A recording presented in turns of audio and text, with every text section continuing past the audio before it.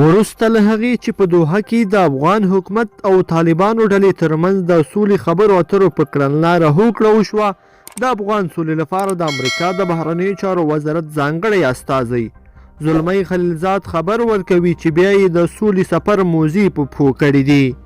خلیلزاد د دې سفر په لړ کې ترکیې هیواد ته رسېدلی او له ترکیې چارواکو سره پر افغان سوله خبرې اترې وکړي.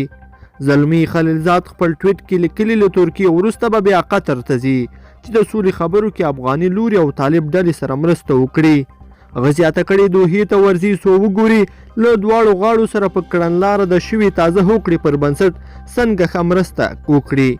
خلیلزاد یو ځل بیا اوربند ته اشاره کړې او ویلي دي چې ښکیل اړخونه به د یوې سیاسي مناسبې حل لارې او دایمي اوربند په لور چټک پرمختګ ته واسوي. دا مهال د افغان دولت او طالب ډلې مذاکراتي پلاوو د خبرو د کړنلارې لپاره په یو کاري کمیټه هوکړه کړې ده چې له 5 تر 10 غړي به ولري.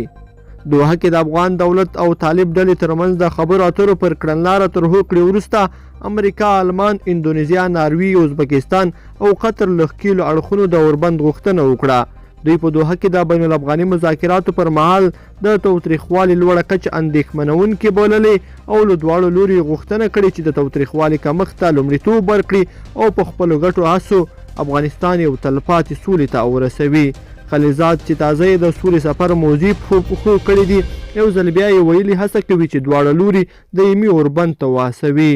لیدونکو په دې هیله چې دا ویډیو به مو تر پایه لیدلی وي. که مو دا ویډیو خوښه شوې ویډیو لایک کړئ او چینل سبسکرایب کړئ.